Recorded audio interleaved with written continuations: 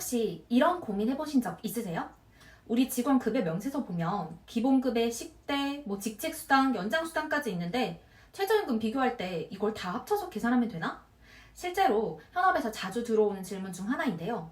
항목에 따라서 최저임금 계산에 넣을 수 있는 것과 없는 것이 법으로 정해져 있습니다.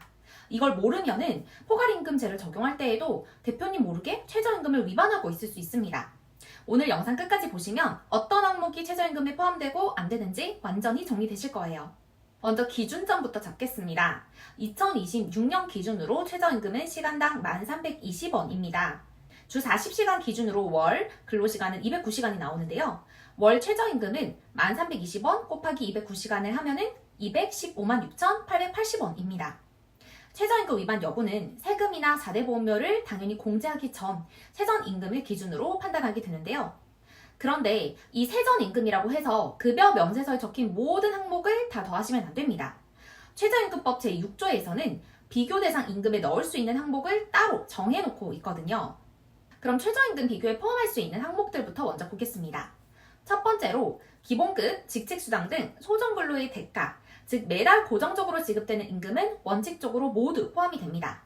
두 번째로 매월 1회 이상 정기적으로 지급되는 상여금, 분기나 반기가 아니라 매달 나오는 상여금이라면 포함이 됩니다. 2024년부터는 금액 전액이 산입이 되고요. 이전에는 일정 비율을 초과하는 금액만 산입이 됐는데 지금은 전액 포함이 되고 있습니다. 세 번째로는요, 현금으로 지급되는 복리후생비, 즉 식대나 교통비에 여기에 해당이 되는데요. 이건 역시 24년도부터는 매월 현금으로 지급되는 식대나 교통비가 금액 전액이 최저임금에 포함이 됩니다. 예를 들어 매달 20만 원을 식대로 현금성으로 지급하고 있다면 20만 원 전부 다 산입이 가능합니다. 단 식사를 현물로 제공하는 경우, 즉 밥을 직접 사주시거나 구내식당을 운영하는 방식은 현물이기 때문에 포함이 되지 않습니다. 반대로 이 항목들은 최저임금 비교에서 빠지게 되는데요. 사실 이게 더 중요합니다. 자, 첫 번째로는 연장 야간 휴일 근로처럼 고정 OT 수당인데요. 고정 OT 수당은 소정 근로 시간을 초과한 근무에 대한 추가 보상이라 최저임금 계산에 사실 넣진 않습니다. 여기서 중요한 포인트가 있는데요. 즉 포괄임금제를 운영하면서 고정 연장 수당을 매달 고정적으로 주는 회사들이 있는데 이 고정 OT 수당은 명칭이나 지급 방식에 관계없이 최저임금 산입 범위에서 제외된다는 겁니다.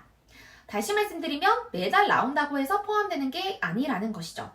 그러니까 솔직히 이 부분을 착각해서 고정 OT 수당까지 합산해서 최저임금을 충족한다고 잘못 판단하는 경우가 제일 많은 것 같습니다.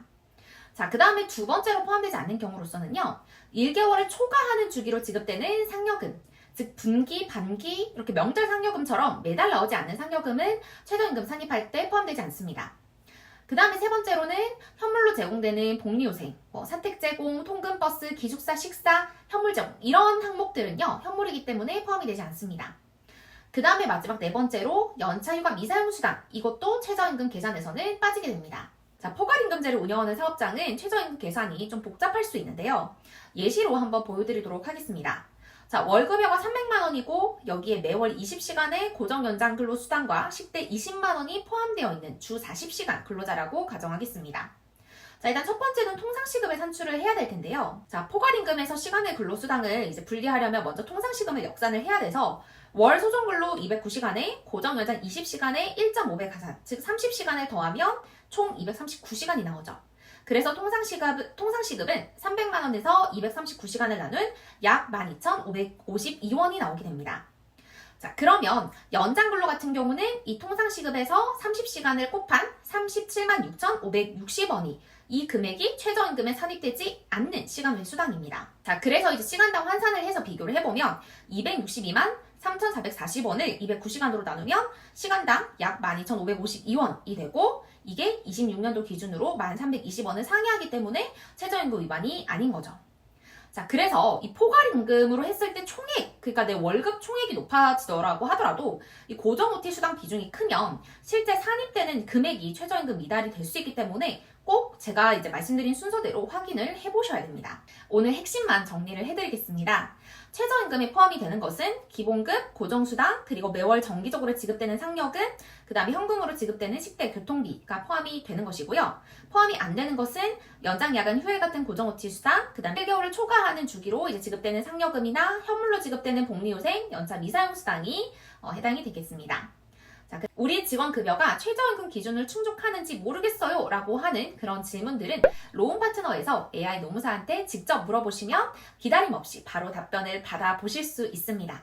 급여 구조를 알려주시면요, 법령 기준에 맞게 판단을 해드리니까요. 자, 더보기란에서 링크 남겨드릴 테니까 무료로 시작하시면 되겠습니다.